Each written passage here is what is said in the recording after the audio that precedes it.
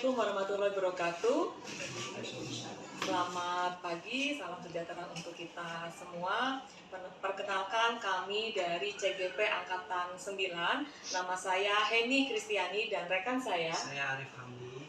Kami dari SMP Negeri 20 Kota Tangerang Selatan akan mewawancarai Ibu Kepala Sekolah terkait tugas demonstrasi kontekstual modul 3.1. Monggo Ibu perkenalkan diri. Baik, terima kasih Bu Heni, terima kasih Pak Arif. Assalamualaikum warahmatullahi wabarakatuh. Selamat pagi, salam sejahtera untuk kita semuanya. Puji syukur, alhamdulillah. Hari ini saya bahagia karena tahun ini ada 2 lagi guru-guru kita yang hebat, ada Bu Heni dan Pak Arif, yang sedang dalam tambahan ilmu masuk di dalam guru penggerak, yang hari ini memang harus menyelesaikan tugas. Untuk itu, mari kita akan lanjutkan Bu Heni, Pak Arif, seperti apa yang akan kita selesaikan. Terima kasih Ibu atas kesediaan waktunya pada pagi hari ini untuk meluangkan waktu kepada kita berdua ya Pak Arif, supaya kita bisa untuk mewawancarai Ibu di sela-sela kesibukan Ibu. Nah, begini Bu, bagaimana Ibu selama ini selaku kepala sekolah di SMP Negeri 20 mengidentifikasi kasus-kasus yang merupakan dilema etika atau rujukan moral. Misalnya Ibu ada kasus yang misalnya keadilan versus kasihan, jangka pendek, jangka panjang, seperti itu. Dibentukkan dengan aturan juga ya, harus bagaimana gitu. Posisi saya harus bagaimana mengambil keputusan. Oke. Baik, terima kasih Bu Heni, Pak Arif. Sebagai kepala sekolah memang merupakan bingung ya kita mengambil keputusan ini. Artinya benar-benar harus bijaksana ketika dihadapkan dengan satu kasus yang memang seperti tadi yang Bu Heni katakan, keadilan, kasihan, kemudian dibenturkan juga dengan aturan di sekolah. Contohnya ketika ada anak-anak putri ini biasanya kalau bercanda gitu kan, bercanda ada yang tersinggung, kemudian ada yang merasa dibully misalkan. Nah, kemudian sampai ke orang tua. Nah, sampai di BK misalkan sudah dengan wali kelas dan lain-lain itu tidak berhasil atau belum selesai. Nah, itu pun saya harus mengambil langkah yang memang benar-benar bijak seperti tadi yang dibilang kasihan, adil, dan benturan. Nah, tetapi saya harus lihat dulu kasusnya itu seperti apa beratnya. Kalau seandainya itu sangat berat, tentu saja kita kembali ke KOSP yang kita punya. Di situ juga kan ada aturan main, ada tatibnya. Tetapi kita juga harus lihat berapa besar kasus itu yang dilakukan oleh si anak itu. Kalau hanya sekedar bercanda dan lain-lain ya kita dudukkan bareng, kita ajak bicara dari hati ke hati dan seterusnya. Mungkin seperti itu ya Bu Heni. Terima kasih Ibu atas jawabannya. Nah, tadi menarik sekali ya Bu ya, tadi kan anak ada yang mungkin awalnya bercanda. Nah, kalau misalnya nih Ibu, kalau dalam mengambil keputusan Ibu sebagai pimpinan di suatu sekolah, misalnya ada kasus-kasus di mana sebenarnya ada 2 kepentingan yang sama-sama benar gitu, atau sama-sama mengandung nilai kebajikan seperti itu. Ibu bagaimana kira-kira? Oke, baik. Nah, saya ambil simpelnya begini, kita harus kumpulkan data dulu kan Bu Heni, ya kan? Mencari fakta ya Bu. Mencari fakta sampai sedetail mungkin. Fakta itu yang akurat banget ya. Yang akurat banget supaya tidak ada salah satu yang dirugikan. Oh, berarti Ibu nanti memanggil pihak-pihak yang terkait dari masalah itu. Anaknya kita panggil, bukan kita konfrontir, tetapi kita berikan pemahaman dulu. Sebelum saya korek yang saya lakukan, sebelum saya korek kenapa sih kamu begini, kita berikan dulu pemahaman. Kita tumbuhkan empati anak-anak, kita tumbuhkan, tumbuhkan mental dia, mental, spiritual, supaya dia juga paham. Jadi kita giring dulu nih, untuk menyadarkan si anak dulu, saya itu sebetulnya seperti apa sih, kekuranganku, kelebihanku. Nah, setelah si anak itu paham tentang kelebihan dan kekurangannya, baru kita ajak bicara lagi. Menurut kalian, apa yang kalian lakukan itu salah atau benar? supaya ketika kita mengambil keputusan itu atau kita ajak bicara ke arah aturan, dia sudah paham. Kalaupun harus ada resiko, kan konsekuensi yang dia ambil, dia sudah paham. Oh, itu kewenanganku di situ. Termasuk kepada orang tuanya kalau itu sampai dengan jenjang orang tua. Dilihat dulu lah tingkat apa dulu nih permasalahannya. Yang jelas kita cari data dulu, kumpulkan data. Kemudian langkah berikutnya kita berikan pemahaman, dibangun empatinya, dibangun mentalnya, dibangun spiritualnya, kemudian disadarkan kekurangannya, apa kelebihanmu, apa kalau kamu berposisi sebagai si A yang misalkan merasa diintimidasi atau merasa dibully atau merasa apa, dikembalikan kepada yang bersangkutan. Nah, gitu. Ini menarik sekali ya Bu, jadi anak ini merasa nggak dihakimi ya Bu ya. Jangan sampai kita menjadi judge ya, menjadi hakim untuk menentukan anak. Bagaimanapun juga kita harus menghargai si anak ini, harkat martabat si anak. Sekecil apapun dia punya harkat martabat Bu Heni. Betul. Iya kan? Bagaimana kita sih kalau kita dijudge kan nggak enak banget, merasa sangat dikucilkan banget. Tuhan melahirkan kita satu-satu itu sudah dilengkapi dengan harkat martabat yang harus diakui oleh semuanya. Luar biasa sekali ini Ibu. Sisi humanismenya sangat kental sekali ya begitu dalam seperti itu. Luar biasa. Nah, tadi sudah sekilas sebenarnya sudah Ibu jelaskan Bu ya. Nah, kalau ada permasalahan di sekolah itu prosedurnya itu bagaimana? Langkah-langkah Ibu mengambil itu bagaimana biasanya? Baik. Kalau menurut diagram penyelesaian itu ketika ada kasus, ya paling tidak saya percayakan dulu kepada wali kelasnya. Wali kelasnya kalau seandainya memang tidak bisa atau belum bisa, nanti minta dibantu dengan pihak BK bersama wali kelasnya membicarakan itu. Sudah lengkap loh ya, berarti dengan data-datanya sudah dikumpulkan bahkan dari pihak-pihak yang terkait yang tadi saya sampaikan gitu. Kalau itu masih belum juga, baru sampai ke kita, kepala sekolah. Syukur-syukur sampai di sini selesai. Atau syukur-syukur dengan wali kelas saja sudah selesai Bu Heni. Begitu. Berarti tadi Ibu mengatakan bahwa ada jenjang begitu ya Bu, Ada SOP-nya dari wali kelas lalu ke BK, nanti Ya. kalau misalnya mentok baru ke pimpinan begitu Betul, ya. Karena, betul. nah, itu pun dari wali kelas sudah diminta untuk melakukan data-data, Betul, fakta-fakta orang-orang yang betul. terlibat seperti itu Iya. ya, untuk sampai akhirnya nanti bisa memutuskan keputusan finalnya nanti tetap walaupun dari wali kelas tetap ada laporan Iya. ke Ibu begitu ya Bu ya. Betul. Tetap ada laporan untuk Kan juga kita di sekolah ini sama-sama kita sudah paham bahwa wali kelas juga memang sudah memiliki kemampuan untuk itu ya Bu Heni. Mereka tinggal praktek gitu, tinggal praktek apa yang masalah apa yang dihadapi, saya harus bagaimana, itu saya rasa wali kelas juga sudah punya. Syukur alhamdulillah di sekolah kita memang tidak ada kasus yang sangat berat, hanya kasus yang ringan-ringan dan wajar. Ini organisasi, ini anak-anak yang unik, punya apa ya, kepribadian yang beda-beda, dan itu justru baik untuk kita para guru yang menambah wawasan, mempelajari psikis anak satu persatu, apalagi kalau kita ngajar sudah dalam kurun waktu yang sangat lama, sudah hatam. Iya kan? Terima kasih Ibu jawabannya. Saya lanjutkan dengan teman rekan saya Pak Arif. Silakan Pak Arif. Terima kasih Bu Heni, saya melanjutkan. Ibu, saya izin bertanya melanjutkan dari tema tentang film arti. Seperti apa sih Bu tantangan Ibu ketika menghadapi kasus yang bernuansa dengan etika? Oke, tantangannya dalam hal mengambil keputusan itu kesulitan.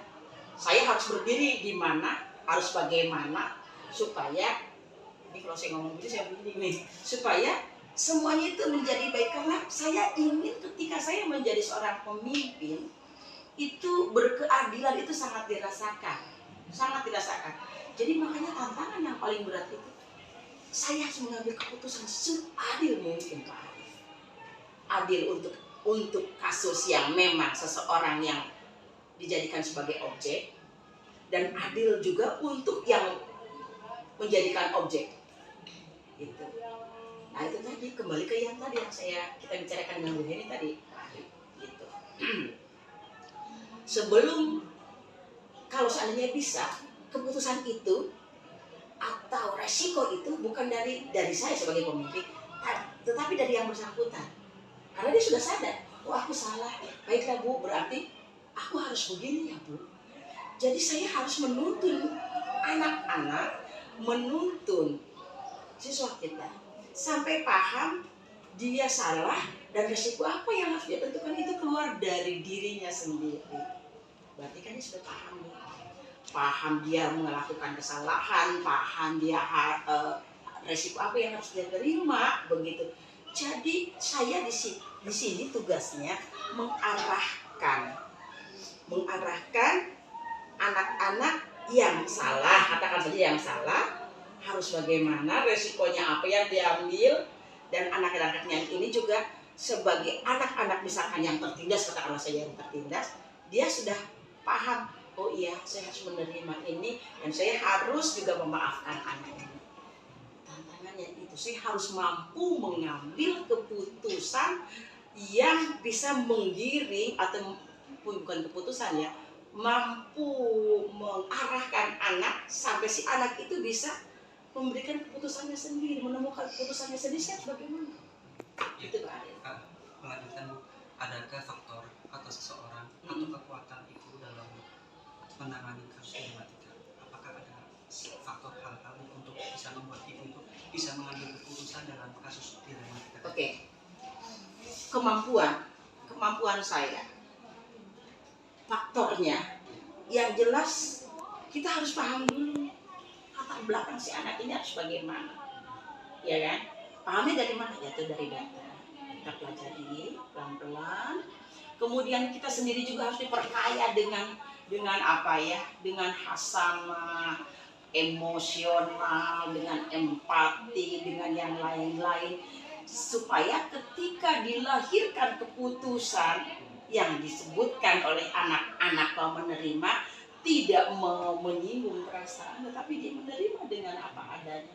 Nah itu yang harus, faktor itu yang harus kita miliki di kepala sekolah, di seorang pemimpin ketika dihadapi seperti itu. Kompetensi si kepala sekolah, si pemimpin itu terutama kompetensi soal empati, kepedulian, kasih di dalamnya, supaya sekolah ini tidak dicap sebagai lembaga yang memang bukan lembaga apa ya. Kalau seandainya di luar mungkin di angkatan resikonya kamu dipecat. Ini kan anak-anak yang unik, yang memang dia masih bersih banget nih, kayak kertas kosong yang harus kita isi dengan tinta emas. Kita harus menyadarkan ini salah loh, yang ini harus yang kamu lakukan ini. Itu pun lahir dari dirinya sendiri. Jadi menurut saya kita harus memiliki kemampuan untuk membangun kesadaran si anak dulu. Janganlah kita membuka dulu nih aturan tatib itu yang membuat kita, dan itu apa namanya, menurut saya baik, ini sudah ada panduan, ini sudah ada untuk membuat anak-anak ini, oh ya ada ini loh, ada aturan main. Tetapi yang terpenting bangun dulu empati, mental, kesadaran, karena itu yang diperlukan. Tatib ini selesai ketika anak ini keluar dari sini, tetapi empati, kepedulian, rasa kasih, kebijakan, kedewasaan itu akan terus mengiringi perkembangan mental dia ketika dia keluar dari sini. Dasar banget sampai nanti dia SMA, kuliah, bahkan dia dewasa. Gitu. Satu contoh, saya mengangkat tema begini. Apa langkah ibu ketika ada satu siswa dia itu cita-citanya jadi dokter? Nah, di sekolah mengadakan studi organisasi lapangan, akan berkunjung ke puncak bukit, sedangkan setiap bisa dikenakan biaya. Nah si anak ini tadi dia anak yang bekerja keras, hanya saja dia nggak mampu. Nah ketika di hari H dia bilang sama ayahnya, ya saya itu pengen karena pengen meneliti tumbuhan, tapi saya ayah nggak punya, udah biar saya ayah, biar mengadu ke kepala sekolah. Nah, apa langkah ibu antara rasa keadilan, rasa kasih sayang, bagaimana menghadapi ketika orang tuanya di hari H itu bisnya mau berangkat ibu, anaknya pengen banget tapi nggak punya uang. Pak Arif, Bu Heni, mudah-mudahan ibu doakan Bu Heni dan Pak Arif bisa menggantikan ibu nanti, karena ibu sebentar lagi kan sudah selesai. Nah, hal-hal yang tadi yang kita sampaikan itu juga dijadikan sebagai, mudah-mudahan dijadikan sebagai modal yang baik diambil. Nah, saya katakan, saya harus memberikan kesempatan kepada anak itu. Karena akan menjadi satu penyesalan buat saya ketika anak yang tadi diceritakan oleh Pak Arif, anak ini punya potensi. Memang benar-benar dia ada di situ ya, stylenya, keinginannya kuat, dia pandai, dia memang benar-benar pokoknya baik. Apapun yang terjadi, saya harus bantu anak. Kita tidak tahu masa depan. Ketika kita tua, anak ini menjadi dokter, anak itu akan mengenang apa yang kita berikan, apa yang pernah kita berikan. Nanti suatu saat mungkin kita akan tayangkan satu film yang memang benar-benar itu guru yang dirindukan oleh anak. Dia rela memberikan semua yang ada. Uangnya tinggal sedikit, dia bagikan kepada anak-anak ketika komplek itu kebakaran. Dan ketika anak-anak itu sudah besar, si gurunya sudah terbaring sakit, tidak bisa apa-apa. Anak kita mencari gurunya. Saya termotivasi dan memang harus itu. Empati itu harus ditumbuhkan. Empati Pak, empati sekolah ini empati. Supaya ketika kita memang melahirkan anak-anak, paling tidak anak-anak kita adalah anak-anak yang bisa mengubah dunia luar. Kelilingnya aja, lingkungan keluarga, lingkungan sekolahnya, lingkungan tempat kerjanya, dan seterusnya. Sedikit banyaknya, kalau kita lahirkan seperti itu, menelurkan anak-anak seperti itu, dunia ini mungkin aman. Jadi jawabannya, saya harus memberikan. Bagaimanapun harus memberikan kesempatan. Tidak boleh mematikan masa depan anak. Tidak boleh, ya. Pengalaman yang nggak bisa terulang lagi gitu ya Bu ya. Dan itu akan dicatat oleh anak itu.